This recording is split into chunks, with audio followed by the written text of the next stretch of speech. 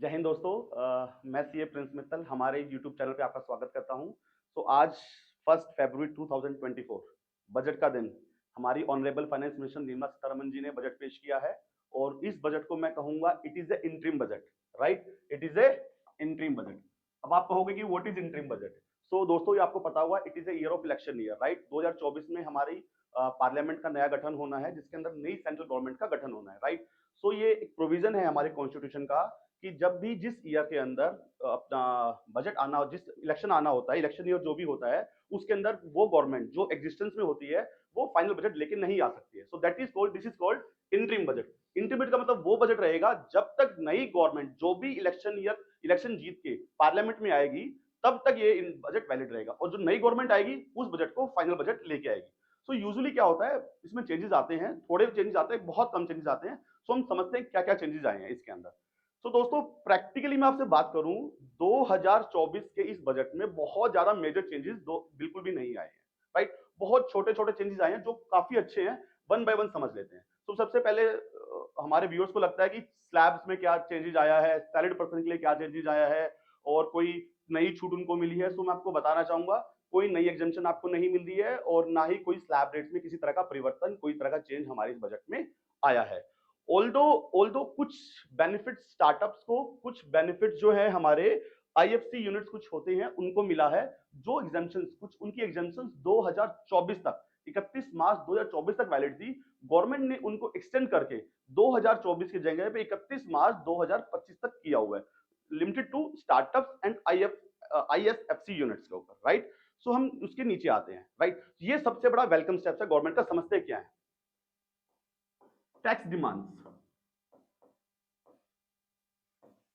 दोस्तों, हुआ क्या है कि आज आपने भी कुछ ऑब्जर्व किया होगा कि जब आप अपना इनकम टैक्स और लॉगिन पोर्टल को लॉगिन करते हैं, उसके अंदर जब आप आउटस्टैंडिंग डिमांड्स में जाके देखते हैं तो क्या लगता है आपको, मेरी कोई डिमांड 2004 से खड़ी हुई है, कोई डिमांड मेरी 2005 से खड़ी हुई है, कोई बहुत उससे पहले से खड़ी हुई है। तो आपके सामने कंफ्यूजन क्या रहता है, ना आपके पास कोई डॉक्यूमेंट्स अवेलेबल है, ना कुछ अवेलेबल है, कुछ भी अवेलेबल नहीं है। राइट, और एक तरफ एक सेक्शन बोलता है कि आपको 6 साल, मतलब हम प्रैक्टिकली बात करें 8 से 9 साल के बाद आपको डॉक्यूमेंट संभाल के नहीं रखना है। So how can government charges the demand since 15 years, 20 years? Because अब सब कुछ कंप्यूटराइज हो चुका है, डिमांड्स मैनुअली रेज हो चुकी हैं। सो कैसे एक सोल्यूशन निकाला जाए। सो गवर्नमेंट ने बहुत ही वेलकम स्टेप निकाला है। उन्होंने क्या किया, एक फ्रेमवर्क बनाया है। वो फ्रेमवर्क हम समझेंगे इसके अंदर। उस फ्रेमवर्क के बाद वो डिमांड्स गवर्नमेंट अपने आप वेव ऑफ कर देगी। समझते हैं दोस्तों, हमारा एक्ट आया इनकम टैक्स का 1961 में। राइट, 1961 से up to financial year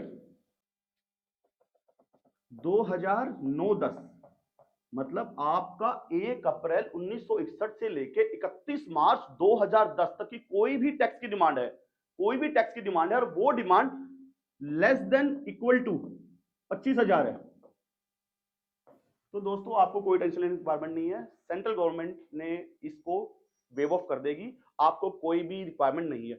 although इस बजट में जो उन्होंने फाइनेंस बिल दिया है, इसके अंदर इसका कोई प्रोविजन डाला नहीं है, बट वी आर एक्सपेक्टिंग कोई ना कोई सर्कुलर इसके ऊपर, या कोई notification by way of notification और by way of circular government इसको वेव ऑफ कर देगी।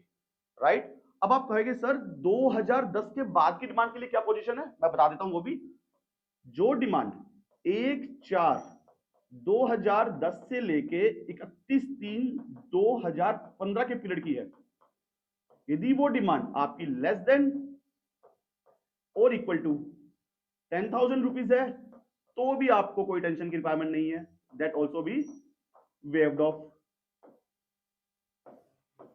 लेकिन दोस्तों, यदि कोई डिमांड आपकी 1 अप्रैल 2015 के बाद की है, उसमें कोई एग्जेम्पशन नहीं है, चाहे वो डिमांड 5 रुपए क्यों ना हो, 100 रुपए क्यों ना हो, वो आपको पे ही करनी पड़ेगी। और इन सालों में भी यदि वो डिमांड, लेट से आप 26,000 रुपए की आपकी कोई डिमांड है,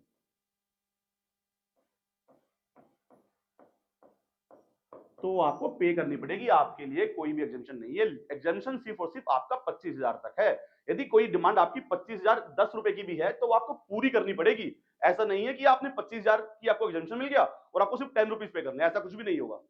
25,000 तक है आपकी तो कंप्लीट एग्जेम्पशन है, और 25,000 से कुछ भी ऊपर है तो आपको कंप्लीट डिमांड उसका आपको पे ऑफ करना पड़ेगा। सो इनका सेकंड इनका एग्जेम्पशन है ये वाला।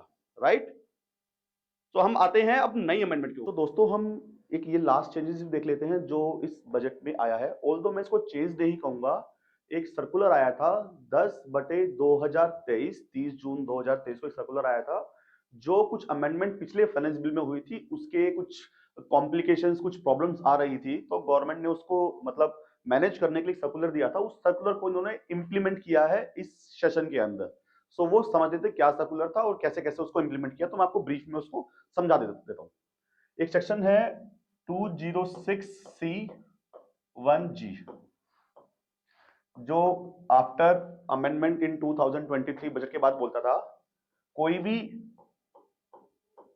अथोराइज डीलर, इसे कंफ्यूज मत होना, ये बैंक की बात कर रहा है। अथोराइज डीलर, यदि आप जाते हो एग्जांपल बैंक के पास कि मुझे फॉरेन पेमेंट करनी है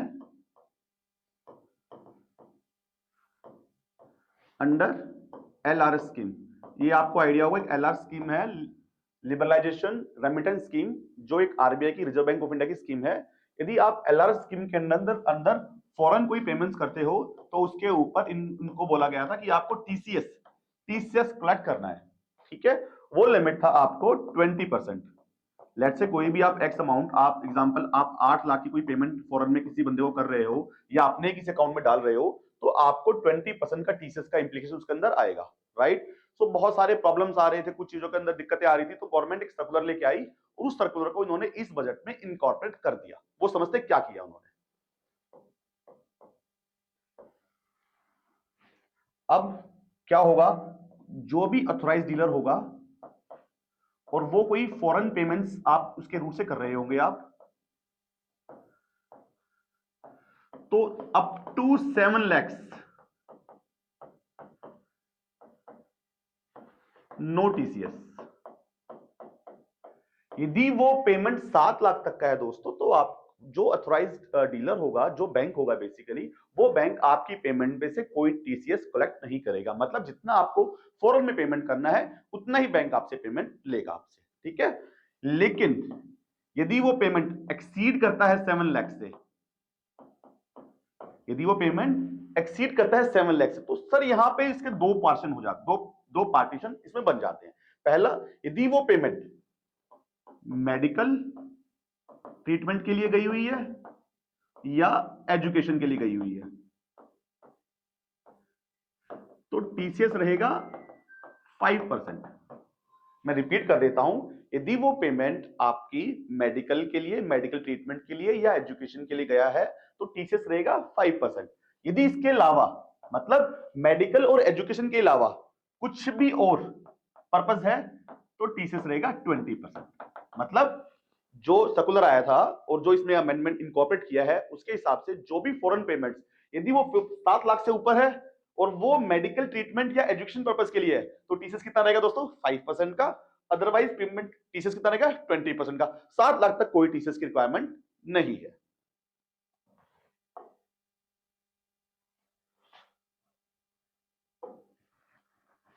सेकेंडली, ये प्रोविजन टूर ऑपरेटर्स की बात करता है।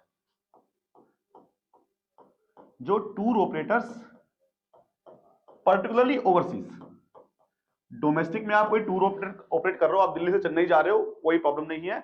ये बात करता है यदि आप outside the territory of India जा रहे हो, ओवरसीज जा रहे हो, उसके ऊपर TCS की बात करता है। जो पिछले बजट में अमेंडमेंट आया था, उसके बाद जो TCS का रेट था, that is 20%, irrespective of your amount जितना मर्जी हो, आपको 20% जो आपका फॉरेन ट्रैवलर होगा, वो आपके ऊपर 20% TCS लेगा ही लेगा। अब इसको थोड़ा सा इन्होंने रिलैक्स कर दिया। कैसे रिलैक्स कर दिया है, यदि आपका 7 लाख तक का है तो TCS रहेगा 5%, और यदि आपका अबव